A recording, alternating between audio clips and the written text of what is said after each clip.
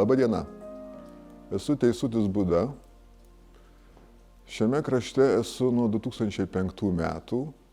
2005 metais mes čia įsigijome griuvėsius ir iki dabar bandome šitame krašte kurtis, kurie tampa mūsų namais, realiai jau tampa namais.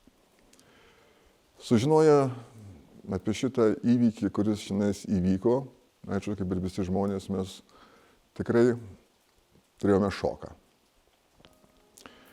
Kur mes dabar randamės, per šitas terasą aš turėčiau matyti 17 vėjo jėgainių, apie dydį mes žinome, televizijos bokštų, kurie, kaip sako dabartiniai politikai, ir sako, kad jie visiškai nenaikins kraštovaizdžio, kad jie turi būti nematomi.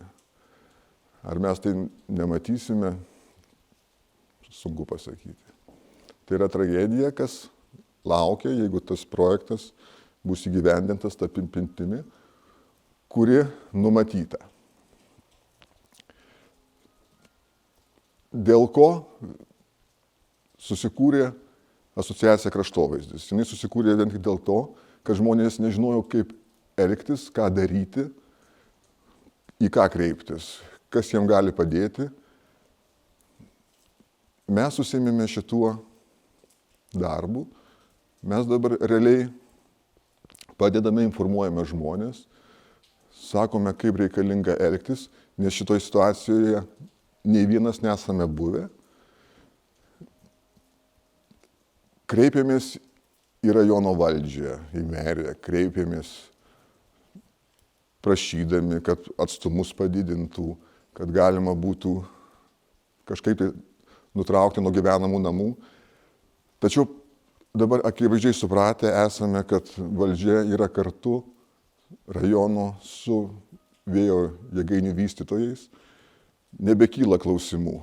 Rašome raštus savivaldybei, rašome klausti jų, kaip jie išdavė leidimus tam tikrose sklypose daryti šitą veiklą. Mes negauname atsakymą ir su mumis pradeda bendrauti jų advokatai. Savivaldybė nusisamdžius yra advokatus, Motiekos kontora, kuri juos gina prieš gyventojus. Skamba patys žmonės, jūs suprantate, kaip tai skamba, kaip čia viskas vyksta. Einame sekančiu keliu.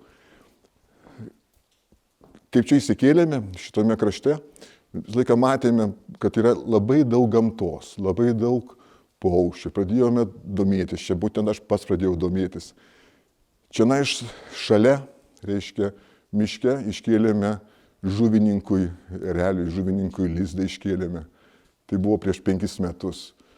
Džiaugiamės, žuvininkų yra 40 Lietuvoje, reiškia, yra porų žinomų.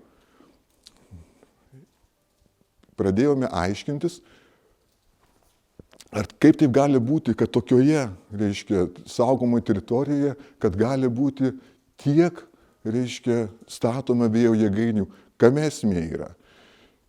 Pradėjome gilintis, aiškintis, sužinojome, išsiaiškinome, kad yra nepasirašęs ministras Gentvilas įsakymo, kuris apsaugo paukščius, reiškia, perimvietės apsaugo.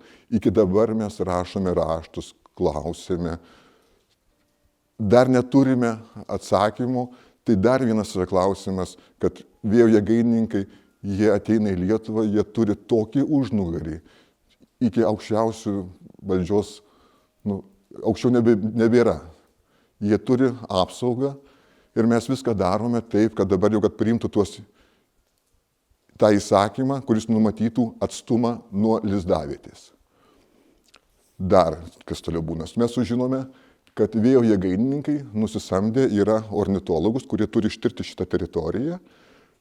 Jis turi būti ištiriama, nes kiekviena lizdavietė maišo. Jinai prie lizdavietės negali statyti vėjo jėgainis, negali statyti josios. Sužinome, kad, reiškia, suprasdami šitą visą situaciją, mes nusamdome savo ornitologą, pradedame eiti keliu, aplinkui, maždaug trečdalį teritorijos žiūrime šitos teritorijos šiandien aplinkui, sužiūrime ir įkeliame 24 naujas lizdavietės, mes jas įkeliame į SRISO sistemą, kad jos pažymėtos. Kaip tuo metu vėjo jėgainininkų nusamdyti ornitologų draugija, jinai neranda nei vieno. Jums patiems spręstis, ką tai reiškia, kaip tai viskas vyksta. Dėl to mes einame toliau, mes tikimės įstatymų numatytų, grinai įstatymiškai eiti keliu šituo. Dabar dar būtų, kad apie mus šneka, kad mes esame prieš vėjo energetiką, prieš kalbant prieš žalią energetiką. Tikrai ne taip, mes esame tikrai už žalį. Pas mane čia, pavyzdžiui, irgi viskas, aš ne vienos, viskas yra saulės baterijos stovi, viskas saulės elektrinės stovi, mes nieko, viskas yra pasigaminame pačių.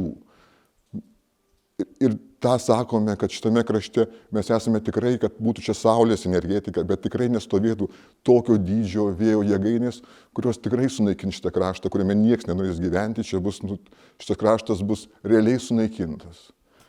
Taip, kad yra dar daug mums darbo, mes turime dar daug darbo, mes tai dar veiksime. Mūsų žmonių asociacijoje dabar 250 žmonių šitų narių, reiškia, ir dėl to realiai pasakytume taip, kad